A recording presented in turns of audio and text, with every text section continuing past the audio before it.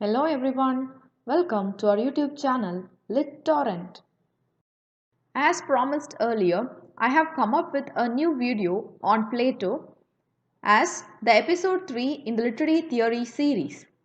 First, let us look into some of the important background details about Plato. Plato is a Greek philosopher and critic. It is said that he lived from 428 to 347 BC. He is one of the most important and influential individuals in human history. He is also the founder of the Platonist school of thought and the Academy, which is the first institution of higher learning in the Western world. Plato is the pivotal figure in the history of ancient Greek and Western philosophy, along with his disciple Aristotle and his teacher Socrates. So, Aristotle was the disciple of Plato, and Plato was the disciple of Socrates. Some of the notable works of Plato are Apology, Ion, Meno, Parmenides, Phaedo, Republic, Symposium. Now, let us look into the philosophic tradition of Plato. Plato considered reason as the highest or desirable form of thought. So, what do you mean by reason? Reason is the human capacity for rational thought. He also considered reason as a process of logical deduction, which means reason has the capability to convey cultural knowledge. Plato preferred reason over emotion, which is a very important point in his philosophic tradition. Here, it is important to understand why Plato preferred reason over emotion. Art, in any form, be it stories, poetry, drama, appealed to emotions. So, the emotions aroused by art can never be true according to Plato. So, he considered stories, poetry, drama, or any artistic work to be inferior methods of passing cultural values. So, what was truth according to Plato? Plato believed that truth can only be understood through rational thought. For example, as in mathematics, let us look into geometry. We can find out the area of a triangle or rectangle or a square with the help of a simple formula.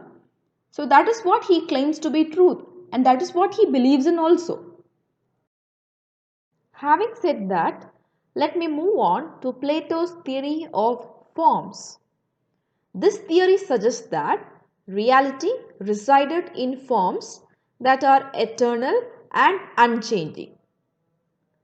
Plato and all the Platonic philosophical systems believe in the presence of two worlds. One is a perfect world or the world of the ideal. The other one is a material world, the world which we can perceive with our senses, the world we can touch, smell, or see. In this ideal world, things exist in their most perfect form.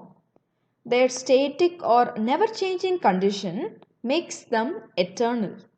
And this ideal realm becomes the source of all the things that exist in our material world. So the objects in material world are considered as mere copies of the forms that are present in the ideal realm. Okay, so these copies in the material world are just less perfect than their original forms. Now comes Plato's theory of imitation. Plato differentiates philosophers from artists. He believed that philosophers use logic and reason in order to find out truth. On the other hand, artists they evoke emotions by making representations of the material world. For example, an artist represents nature which belongs to the material world. Nature is already a reproduction or copy of what exists in the ideal realm. So, any art that reproduced nature was copying from a copy. So an artist's work thereby is twice removed from truth. This is what Plato preaches in his theory of imitation. Plato also believed that philosophers have the capability to train rational powers. On the other hand, artists are irrational and with the help of madness and they have dangerous forces that hinder logic or rationality. There are two things that are the cause of Plato's worry. Number one, creations were copies. Number two, these copies excited feelings. Because of this double threat, Plato worried that art and artists might threaten social order and they may also distract citizens from the pursuit of goodness or truth. As a result of Plato's fear, in his book Republic, in Book 10, he announces that all poetic imitations are ruinous to the understanding of the hearers unless, as an antidote, they possess the knowledge of the true originals. And this is why Plato banishes all the poets whom he considers dangerous to his ideal society. Having understood Plato's theory of forms and his theory of imitation, now it is important to understand the new beginning that Plato created in the literary tradition. As we already saw, Plato worried that art tells lies and influences its readers or audience in irrational ways.